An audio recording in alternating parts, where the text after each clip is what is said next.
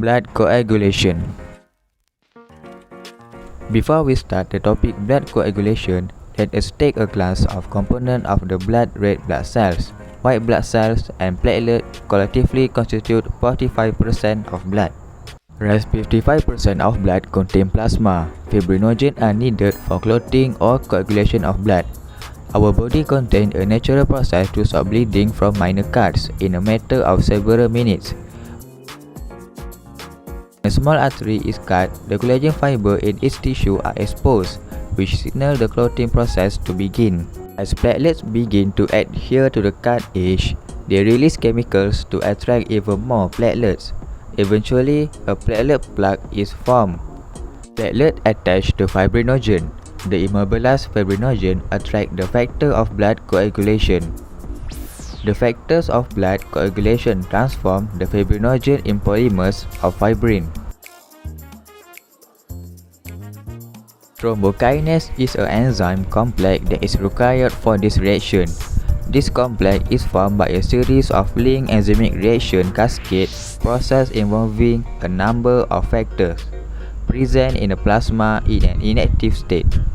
After the formation of fibrins, molecules of plasmid start to get attracted to fibrin nets.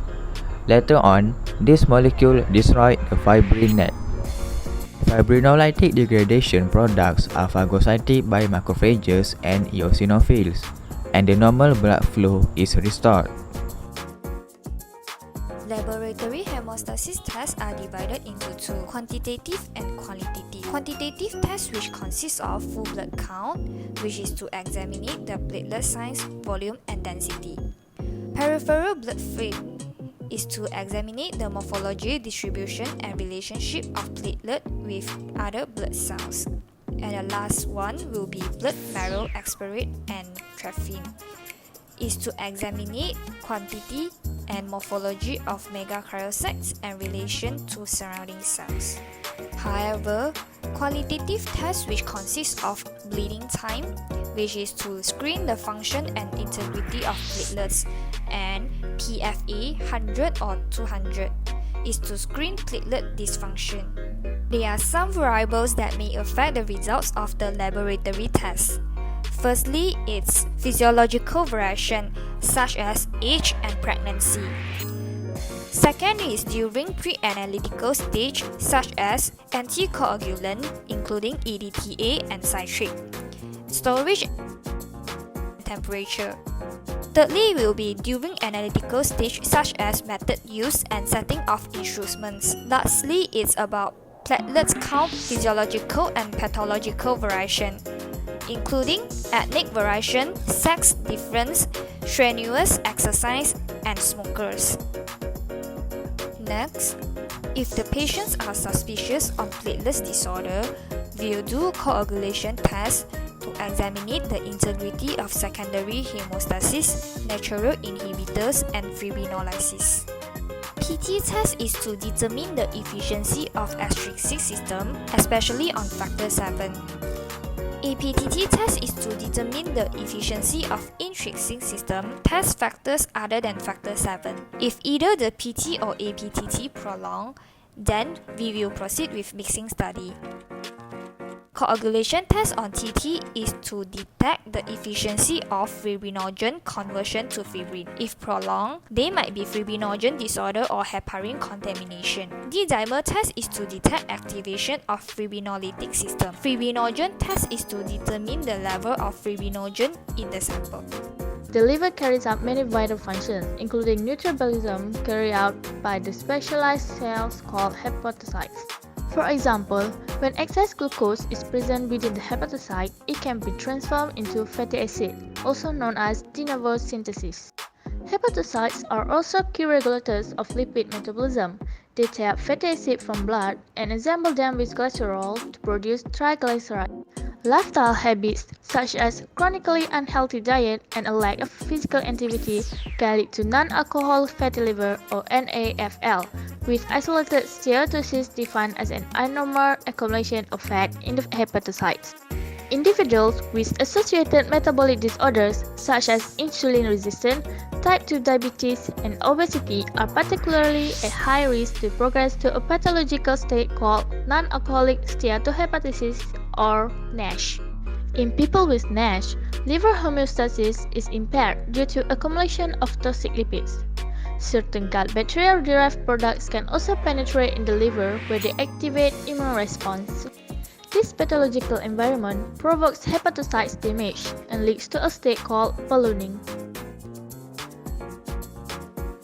End-stage liver disease may be caused by excessive alcohol use, viral attack, or anything that causes long-term hepatocytes destruction. When hepatocytes are injured, it will form regenerative nodules, making it appear bumpy. How does this happen? Hepatocytes injury, apoptosis, and inflammation leads to the release of signaling molecules that activate stellate cells and then will lead to the production of collagen. This will cause accumulation of fibrotic tissues and compress the central vein.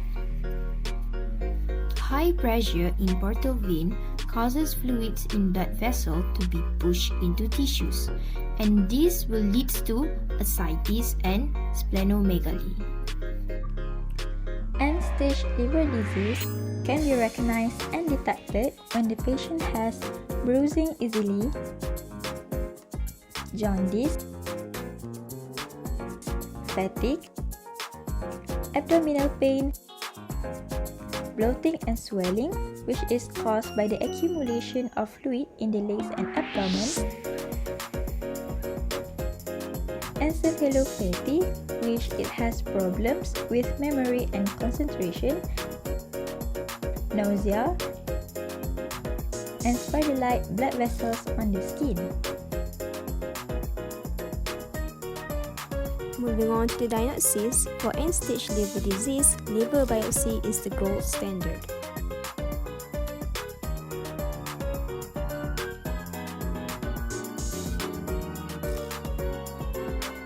Other common lab findings include elevated serum bilirubin and elevated enzymes such as ALT, AST, and ALP. Other routine testing may include complete blood count where anemia may be present if bleeding has occurred, and low platelets count.